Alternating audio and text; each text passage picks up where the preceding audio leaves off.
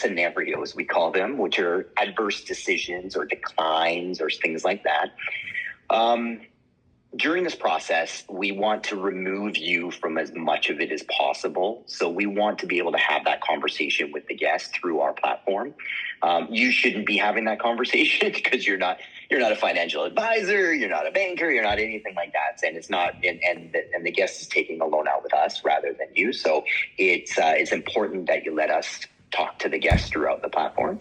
The first thing to kind of know is that not everyone who applies will be approved. We try to approve as many people as possible, but some people are just not approvable, and that's just the way that it is, right? We look at a bunch of different factors when we're making these decisions. We do have very high approval rates, typically a lot higher than what a credit card would have, which is great. But just know that there are going to be some people that do get a decline. Let us handle that communication on their personal device. If they do get declined throughout the application process, they will get a notification right as soon as we decline them with a hyperlink saying, click here to find out more about why you were not approved, and then it'll tell them exactly why we couldn't approve them. We also send them additional information to the email address that they have on file when doing the application within 24 hours as well. There is a small caveat here because there are certain things that that pop up that are questions you may ask, right? Number one, and this has happened to me, my wife put a freeze on our credit, and then we went to lease a car, and it came up that we were declined, right? So you can ask if somebody is declined, do you have a freeze on your credit? They will see that if they click here and say credit freeze, but you can ask that type of question. But we also need to make sure that their names are their official name that they have. The home address is their home address, not their vacation house in Vail, right? Their address that they do their taxes from, and that there's their primary address.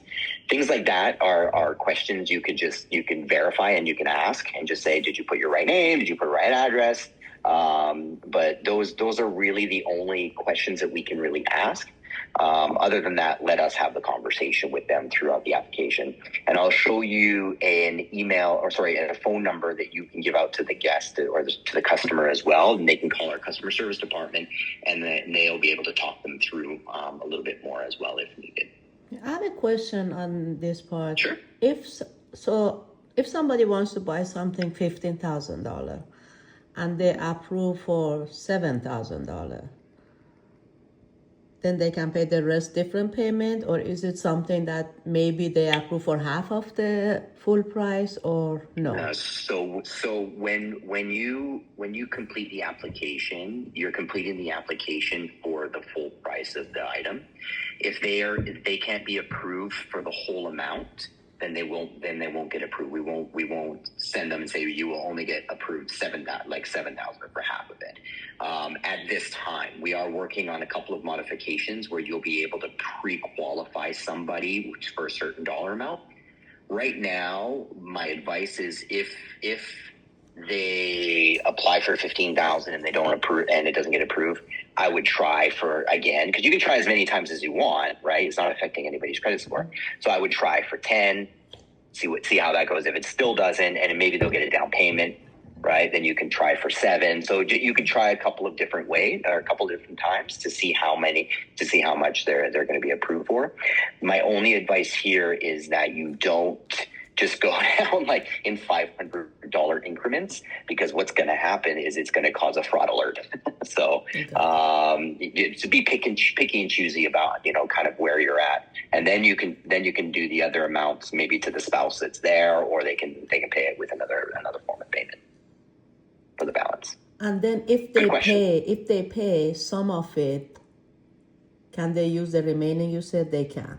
Like if half of it is paid when they get the bill, so they can still use the same account to buy different things? No.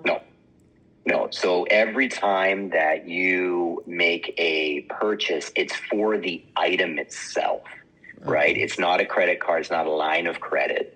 It's I'm financing this iPhone.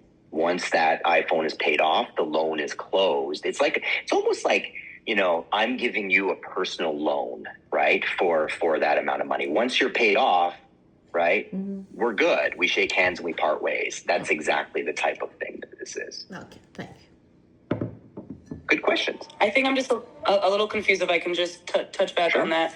So, because you said, so if their item is $15,000, out the door, and they just automatically want to put, $10,000 down, so they only want to finance the 5. We're doing the application to see if they're approved for the full 15, correct? You said for 5. Like if they predetermine that and say, I'm going to put 10,000 in cash and I want to take out 5,000 in FlexPay, then that's fine. Then you take out the 5,000 in FlexPay. Okay, perfect. Okay, never mind then. Thank you. Good. Okay. Yeah. And then, one last question. So you said, if they're declined, there's a couple questions we're allowed to ask them that are appropriate, which is, do they have a freeze on the account, or is the, address the correct address? And if they say no, I did make that mistake, we are unable to further. We have to give them that phone number, and they have to go through you guys to adjust it, or we're able to reapply. No, so if they made a mistake, then you just redo the application. And anyway, because the application has already been declined, right? So in any case, you redo it. Now, if it's a credit freeze, they just need to go to TransUnion or wherever they have their credit freeze on, go unfreeze it, redo the application, and then they can freeze it again afterwards. Got it. Thank you. Good. Some frequently asked questions that we get a lot of is, can somebody have more than one loan? And yes, they can. It's fine as long as their credit profile will handle it. They can have as many loans as they want. We will determine when that stops. The payments are made through our mobile app. We have a mobile app on the Google Play and the Apple Store, or they can go to flexpay.com, and there's a hyperlink there for the payment page. And the great thing is on the application, they can turn on auto pay to enable automatic payments, which is great. We prefer that. But they can turn it off or on, and they can change their payment methods on the website, all of that sort of stuff too. So it's very, very easy to do. First payments always due 30 days after the date of the purchase. And then the last one is we are not a bank, and we have to be very clear with that. If somebody asks, FlexPay, I've never heard of that bank. I've had that one said to me many times. We are not a bank. We are a fintech or financial tech company that connects banks with consumers, okay? And they can get a list of all of the different banks that we work with, all the different lenders we work with. Okay. In the deck that I sent you, there after that slide, you'll see transaction flow, and you'll see all the different transaction flows that we have. So I would print this and keep this available for you. We're going to walk through a live demonstration for you guys.